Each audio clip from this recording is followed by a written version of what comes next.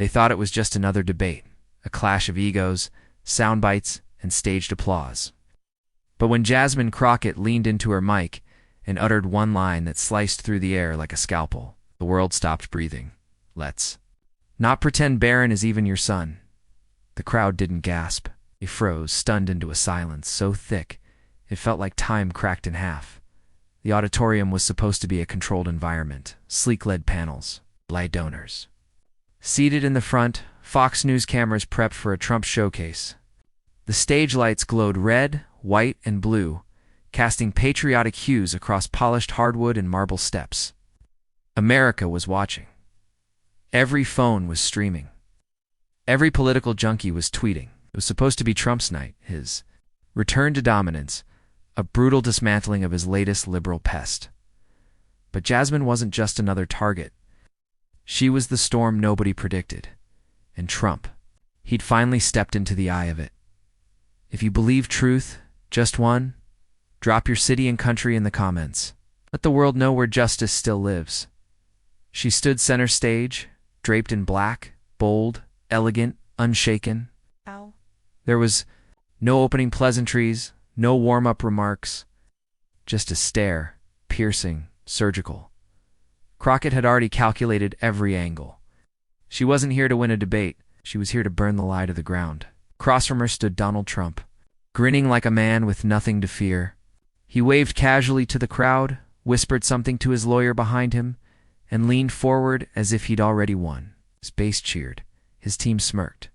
The trap was set. But he didn't realize he was the one walking into it. Trump struck. First, he laughed. It's funny watching people like Jasmine pretend they have a clue what they're talking about. Loud doesn't mean smart. Angry doesn't mean informed. And frankly, someone should remind her she's not. On TikTok, this is real life. Laughter erupted. His fans clapped. A few stood up. But Crockett? She didn't even blink. She waited. Not a second too early. Not a second too late. And then she said, if this is real life, start telling the real truth, especially about your so-called family. The words felt like gunfire. Trump froze. The crowd stuttered in confusion. The moderator coughed nervously, unsure whether to intervene or duck for cover. Trump tried to laugh it off, but his smile didn't reach his eyes. I'm sorry, he muttered, voice cracking just slightly. Crockett stepped closer. You call me unqualified, uninformed. But what would you call a man who spent millions keeping his family's DNA records sealed? Who went to court to block a test that could have proven what the world quietly suspects? The audience's mood turned rapidly. Laughter shriveled. Whispers broke out. Even some of Trump's diehard fans tilted their heads, uncertain. Now Trump fired back. This is disgusting. She's attacking my son. She's trying to bring a child into politics. But Crockett wasn't finished. I'm not attacking a child, she said, voice sharpened to steel. I'm attacking a lie. You've used Barron as a shield, a symbol of legacy, of strength, of legacy. But tell me, Donald, why does Melania have sole guardianship if he's biologically yours? A loud thud broke the silence as someone in the press section dropped their phone. The moderator's mouth opened, but nothing came out. The control room panicked, cameras jerked, feeds froze, and producers screamed into headsets. And then she went further. While you were golfing at Mar-a-Lago, documents were unsealed in Slovenia. And you know what they show? A quiet medical filing, sealed court order, and a blood test that doesn't match. She paused. So maybe we should stop pretending. Trump lunged forward, red in the face. You're lying. You're out. Of your mind? But Crockett's gaze never wavered. Then sue me. Right here, right now. Get the DNA test. Bring it into court. Or are you scared the truth might look nothing like your tweets? That was it. The room cracked open. Half the audience erupted into stunned gasps. The other half went completely still. A man in the third row fainted. Hashtags exploded. Hashtag Barron Truth. Hashtag Trump DNA. Hashtag Crockett Files. This wasn't a debate anymore. It was a reckoning. And just as the moderator tried to regain control, Jasmine Crockett leaned in, smiled faintly, and whispered, "Your greatest secret just walked into the light." That's when the audience realized this night wasn't about politics, it was about legacy, bloodlines, and a lie that had just been ripped out by its roots, and no one, not even Trump, could stuff it back into the dark. You could almost hear the fabric of reality stretching as the auditorium stood on the edge of collapse, a collective heartbeat rising in the chest of every viewer across the nation. For a split second, everything held still after Jasmine Crockett dropped the nuke. "Let's not pretend Barron is even your son." Then, like lightning hitting a steel tower, the atmosphere shattered. The crowd erupted, but it wasn't applause. It was confusion, panic, electricity. People weren't sure whether to gasp or cheer. Some whispered violently into phones, others stared in disbelief. Even the cameras didn't know where to pan. One Fox producer was overheard whispering, "Cut to commercial." But they didn't dare. And then came the eruption, not from the crowd, but from Donald Trump himself. The former president turned like a rabid dog, rage flooding every inch of his red-splotched face. He gripped the podium with both hands, leaned forward, and hissed into the microphone.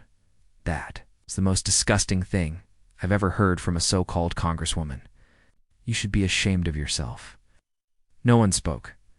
"You don't go after children," he snapped, pacing now. "You don't go after family. There's a line even in war, even in politics. You crossed it." He paused, chest heaving. "You crossed it, and now you're going to pay for it." The MAGA crowd, stunned at first, slowly found their voice again. A cluster of loyalists in the front row stood and began to clap, trying to drag the room back to Trump's gravity. But it didn't work. Their applause didn't swell. It scattered. Because something in Trump's voice didn't sound righteous. It sounded scared. He pointed straight at her, almost trembling. "You've got no proof. You're trying to destroy an innocent boy because you can't destroy me. You're trying to fabricate a scandal because you know I'll beat you. I'll beat Biden, and I'll beat every one of you in court and on the campaign trail." Then the sarcasm kicked in. "You think you're clever, don't you? Drag out some forged papers, yell into a mic, hope you trend on TikTok? That's what this is. A stunt. You're a stunt politician. You don't care about America. You care about likes. You care about followers. You're not a threat to me. You're a punchline." The crowd laughed, but this time it was awkward, uncertain. Jasmine Crockett didn't move. She didn't blink. She simply stared at him like watching a man drown in a pool he built himself.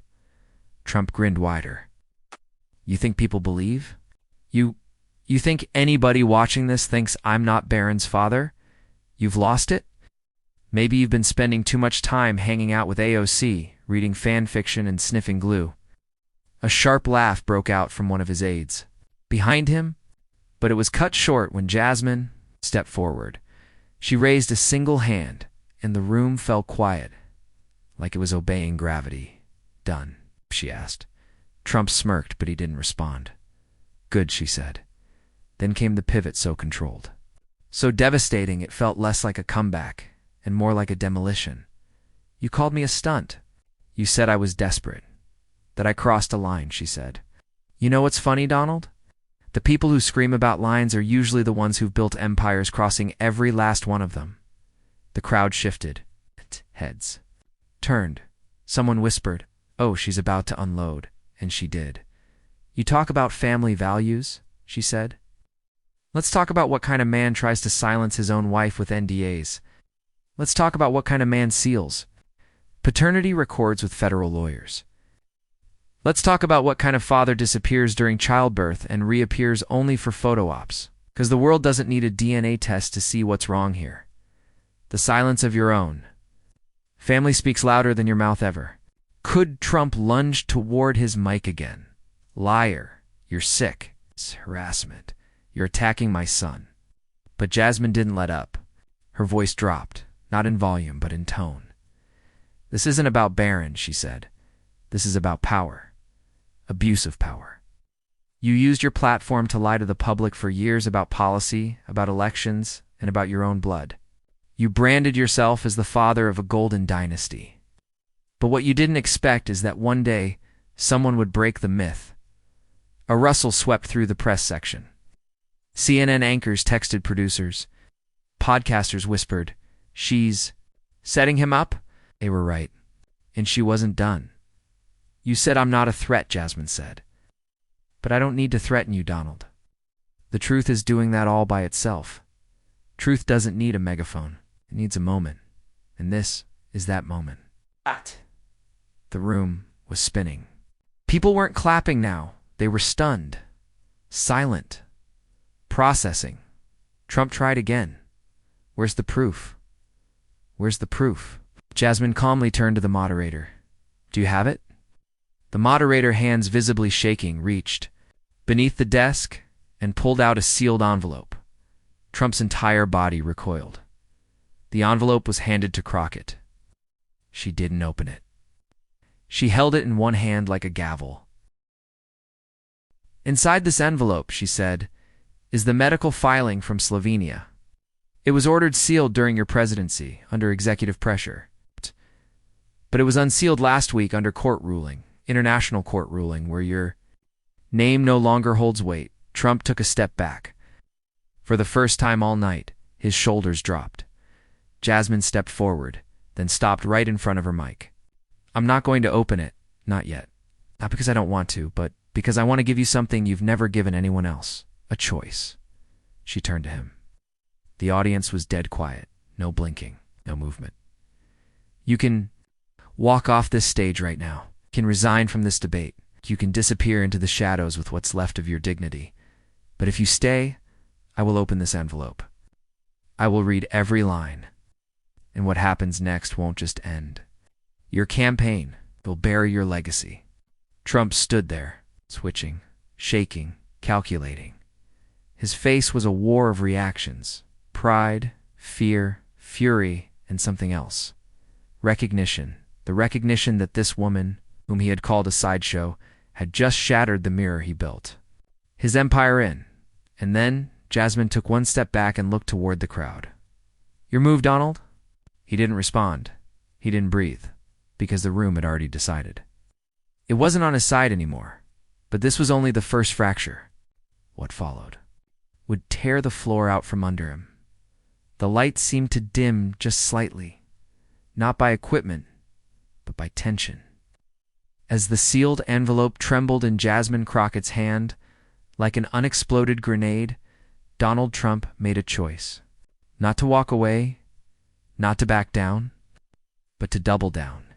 He turned, eyes blazing, and spoke with venom that hissed through the mic. You think you've got something on me? He growled. You think that envelope matters? You think you're a threat to my family, my name, my legacy? He stepped forward, jabbing the air toward her. Let me tell you something, lady. You're not even in the same league as me.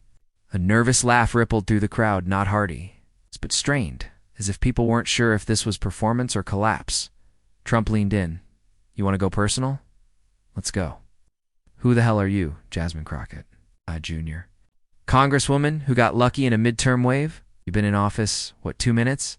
And you think you're qualified to stand across from me? He wasn't asking. He was swinging.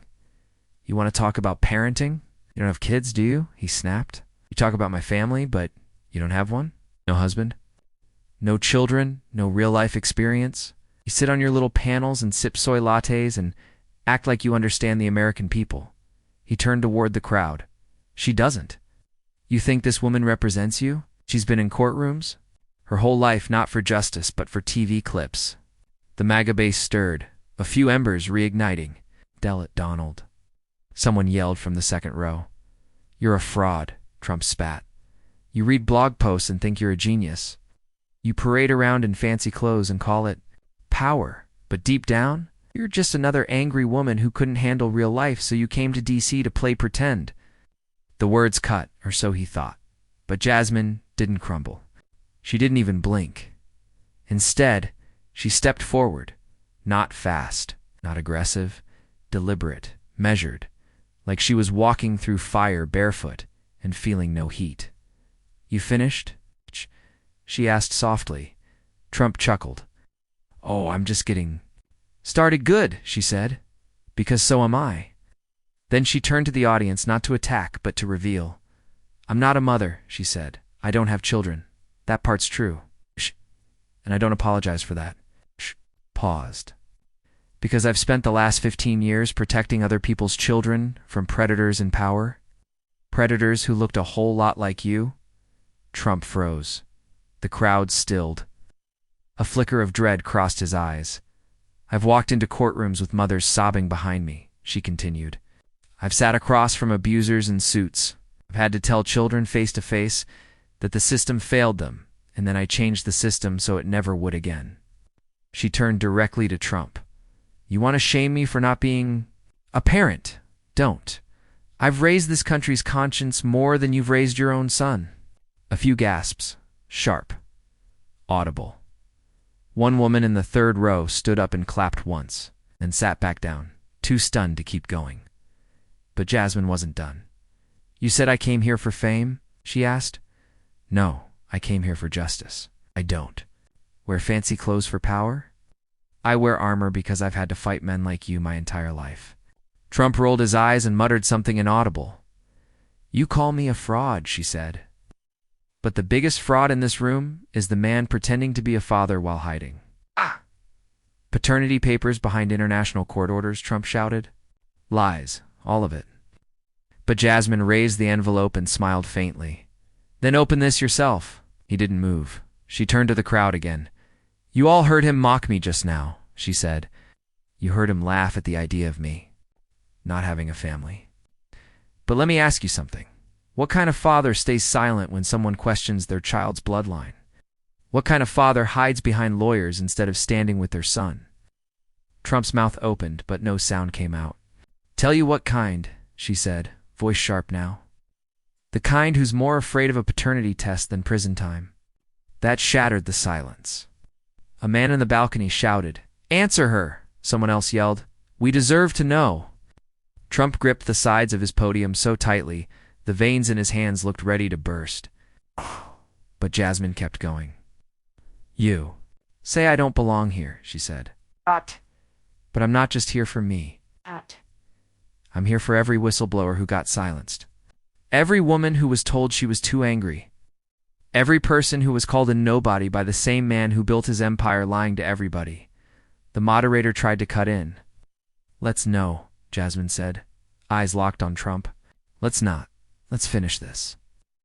And then came the moment no one saw coming. She reached into her jacket, pulled out a printed document, placed it gently on the moderator's desk. Unsealed, she said. Translated. Verified by The Hague. And notarized by the U.S. State Department. Trump's face drained of color. She didn't read from it. She didn't need to. Just the presence of that document told the story. Trump tried one last move. One last. Desperate grasp for control. She's lying, he shouted. She doctored that. This is fake news. This is criminal. She should be arrested. And then he said the one thing that would break what little credibility he had left. You people believe her over me. She's a nobody, a black nobody. The room gasped. But this time, the gasp didn't come from shock. It came from revulsion. His own supporters blinked in disbelief. Some stood. Some walked out. Crockett stood still, silent, dignified then. Slowly, she leaned into the mic. You just made your biggest mistake, Donald, she said, steady as steel. You didn't just lose the debate. You exposed exactly why this country can never trust you with power again. The cameras zoomed in. The crowd leaned forward. And the next move Trump made would destroy everything he had left. No one breathed as the lights narrowed like a spotlight on a crime scene. Not even the air dared to move. Donald Trump had been rattled, humiliated by Jasmine Crockett's counterattack, but now he stood with a strange calm, lips curled into something between a smirk and a snarl. And that's when it came. You want to lecture me about truth? He said, eyes gleaming.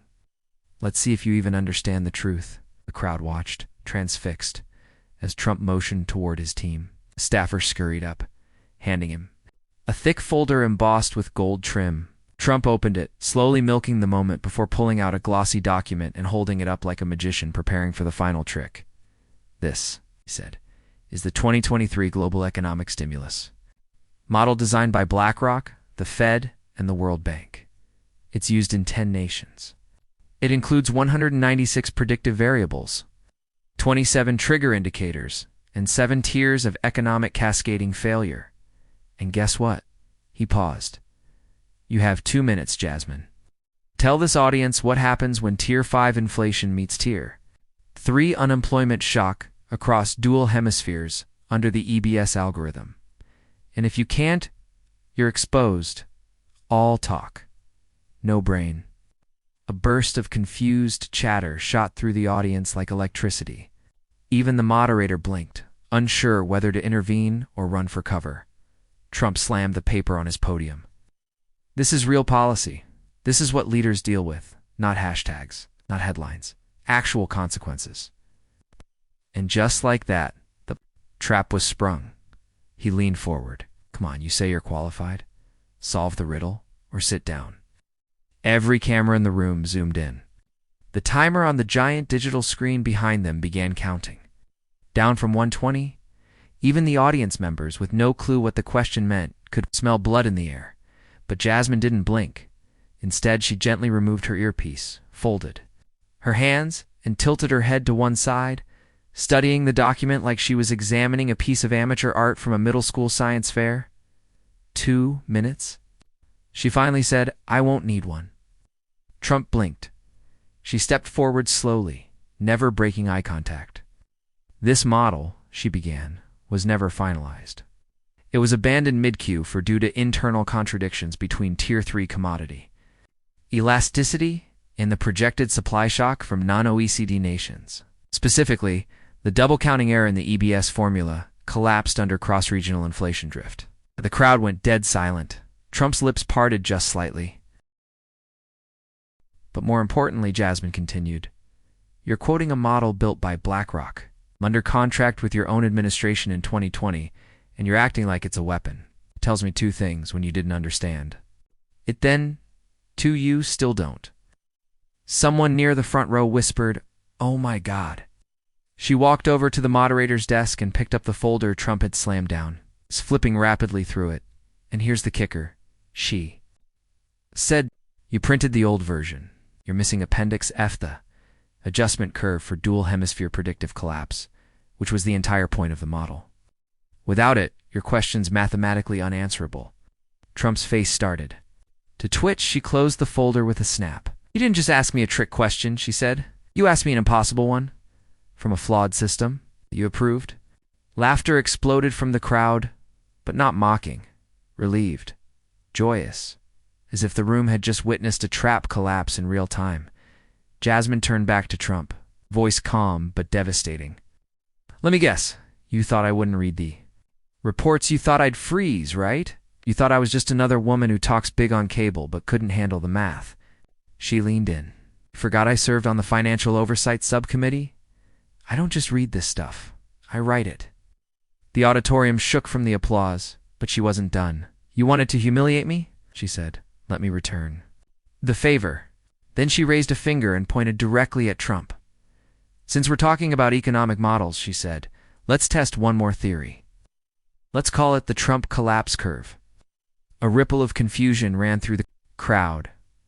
Jasmine's voice dropped into a measured cadence like she was reading from a textbook of doom. The Trump collapse curve is defined by 3 variables. First, an over-leveraged empire of fraudulent assets. Second, a shrinking base of diehard believers immune to facts. And third, the inability to distinguish confidence from competence. T took a breath. Once these 3 variables converge, the outcome is always the same. Lawsuits, indictments, and televised breakdowns. The camera snapped like lightning. Trump opened his mouth but couldn't find a single word. Jasmine continued. The smartest people in the room don't shout. They solve. And the dumbest ones, they throw paper like it's proof of power. The audience erupted. Applause, whistles, even chairs scraping as people stood mid-debate. But Jasmine raised a hand not to silence, but to deliver one more blow. She turned to the moderator. Since we're citing documents tonight, she said, I'd like to enter one more into the public record. She pulled out a single sheet of paper, visibly different from Trump's printouts. This, she said, is a signed affidavit. From Dr. Miriam Talbot, former lead economist at the IMF and author of the EBS model, it confirms under oath that anyone who uses the pre-Appendix F version as a policy benchmark is, quote, either misinformed, misleading, or malicious. The moderator's jaw dropped.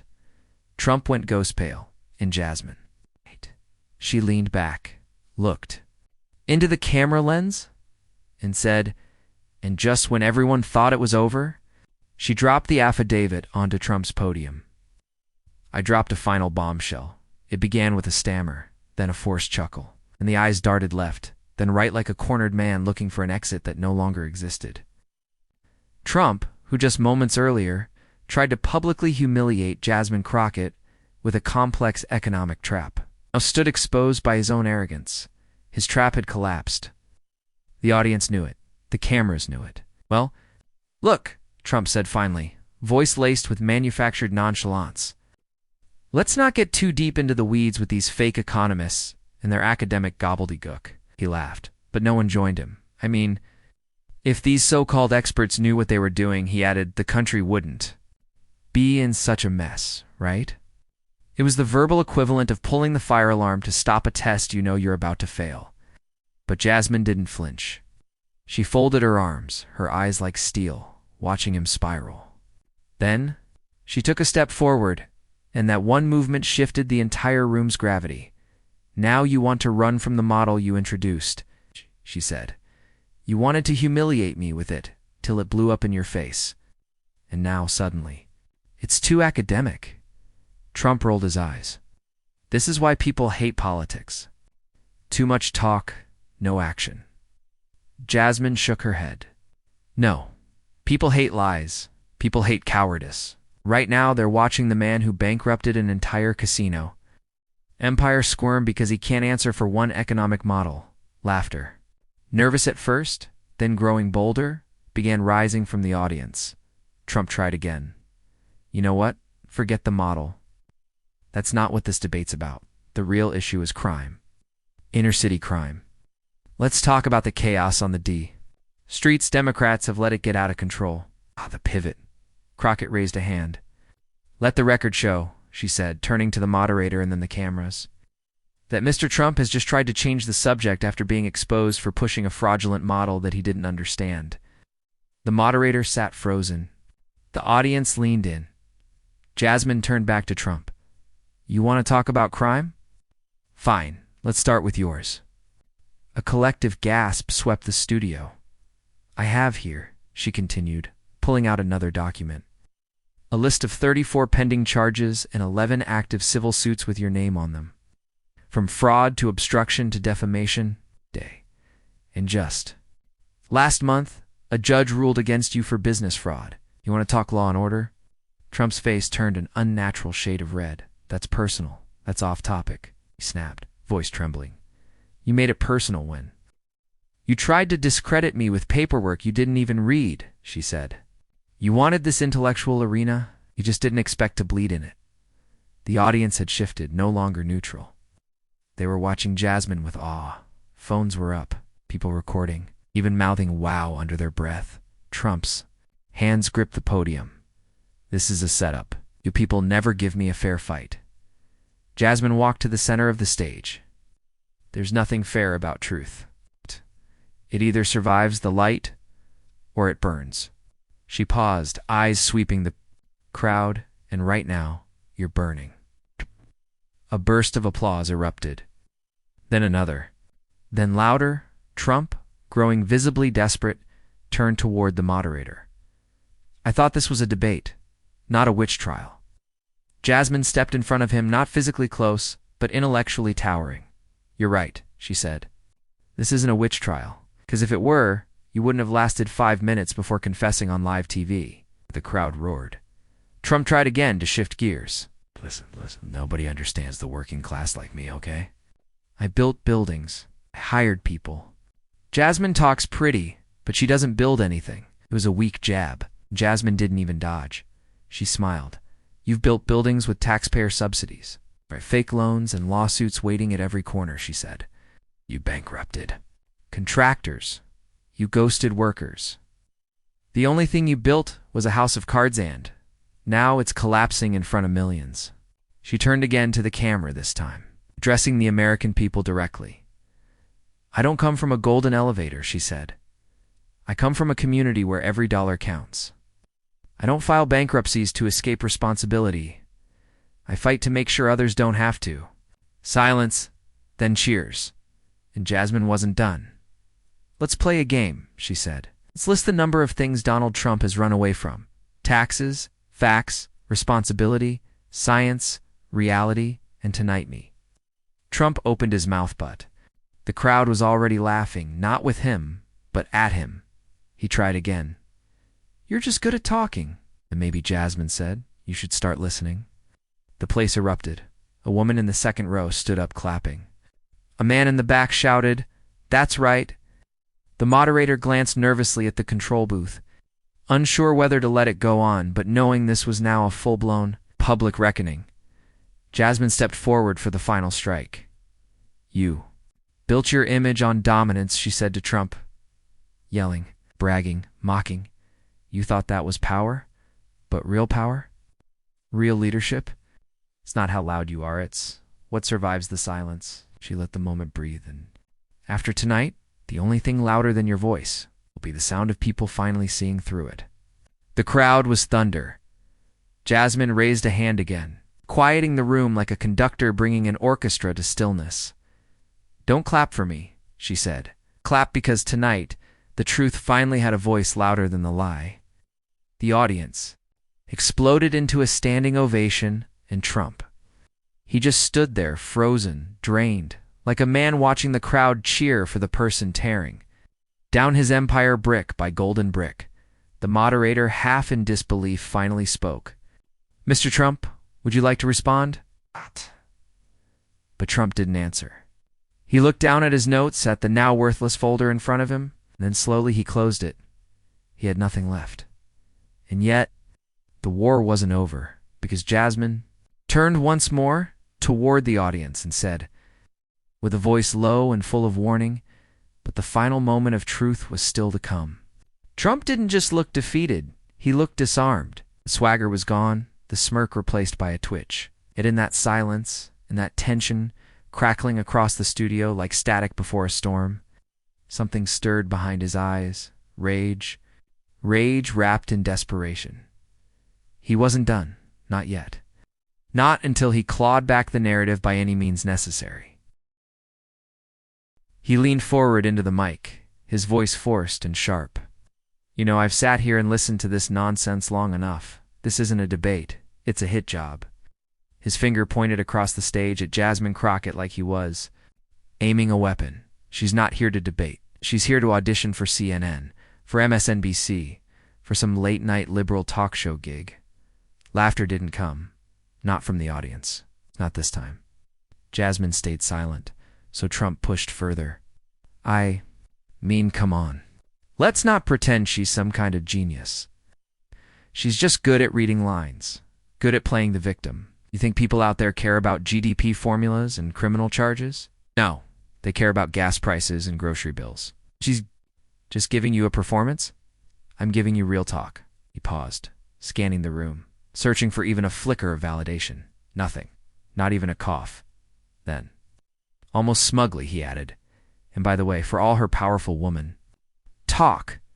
Jasmine's the type who will cry foul the second things don't go her way. That's how they operate. Always needing to be protected. It's always playing the race card. It's always crying misogyny instead of winning like a man. The gasps were instantaneous, sharp enough to cut the air. Even the moderator's lips parted, shocked. But Jasmine? She didn't flinch. She didn't blink. She just stepped forward, unshaken, her heels clicking softly against the studio floor like a countdown to detonation. You think you can insult me into silence?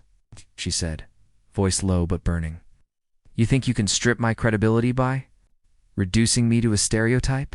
A caricature you've weaponized your entire life to hide from the truth?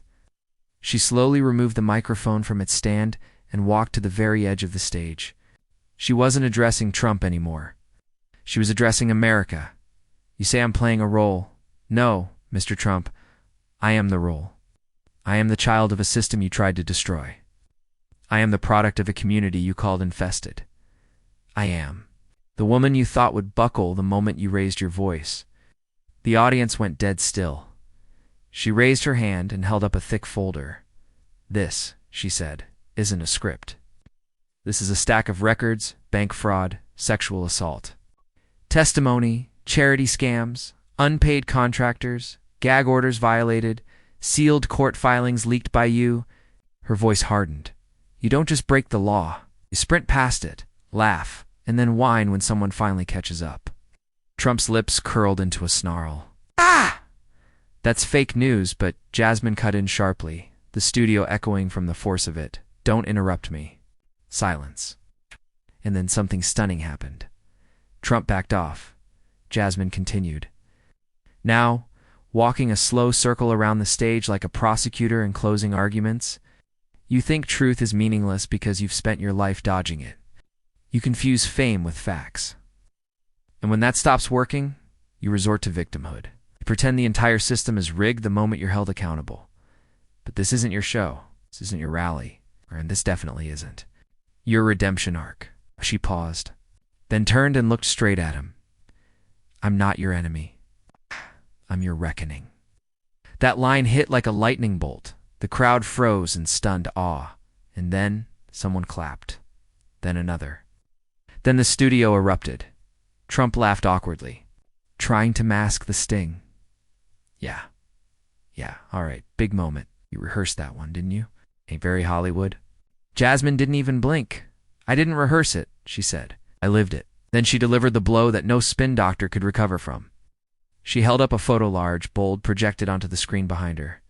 It showed a group of children, barefoot, standing outside a rundown apartment building in a poor Texas neighborhood. That little girl in the middle, Jasmine said, voice trembling just slightly, is me. 7 years old, no air conditioning, no food security. No politician even cared we existed. But I survived it. I learned from it. I studied. I fought, and I rose. Another photo appeared, this time of Trump standing in front of gold-plated elevators in his tower. And that boy, she said, pointing, was born into luxury and still had to cheat to win. Gasps, audible murmurs. Tension snapped like a wire. Jasmine turned once more to Trump. You spent your entire life telling people.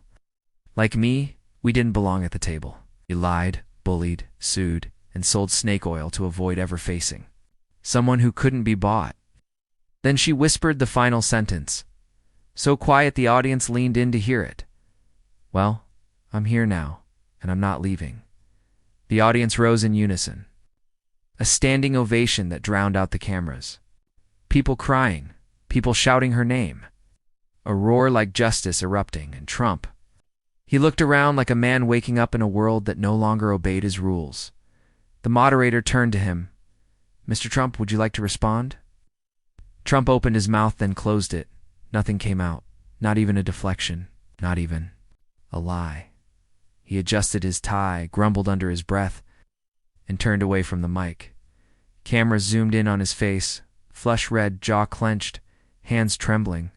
For the first time in years, Donald Trump had no words. And then Jasmine raised her hand one last time. To everyone watching tonight, from Baltimore to Bakersfield, from college dorms to kitchen tables, this moment is bigger than a debate. It's about truth standing up to tyranny. It's about people like you reclaiming the mic. She paused. Let the silence wrap around her, and to the little girl watching, thinking she's too loud, too poor, too different to matter. I see. You. I was you, and tonight I fought for you. The crowd exploded. Tears, screams, applause like thunder. And then, flashing red alert light began to blink behind the stage. The moderator turned pale. Someone rushed onto the set, tan assistant producer, whispering into the moderator's ear with urgency. Cameras panned wildly. Something was happening. And Jasmine, staring straight at Trump, didn't move because she knew. She saw it coming. And then came the words that made the entire country stop breathing. We've just received breaking news. Trump's legal immunity has officially been revoked. Studio exploded. Screams, shouts, phones flying out of pockets. Trump's face went white, and Jasmine, still calm, whispered. And that's when the real shock came next. He didn't speak. He said. Trump stood frozen, his face drained of the orange hue his media team fought so hard to preserve. Behind him, the flashing red alert still pulsed one by one.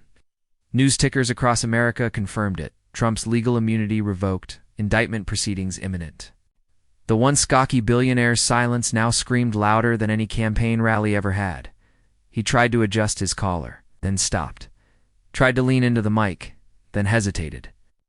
Every instinct told him to say something, to spin, to lie, to twist, but the usual tools weren't there. The room wasn't bending for him anymore.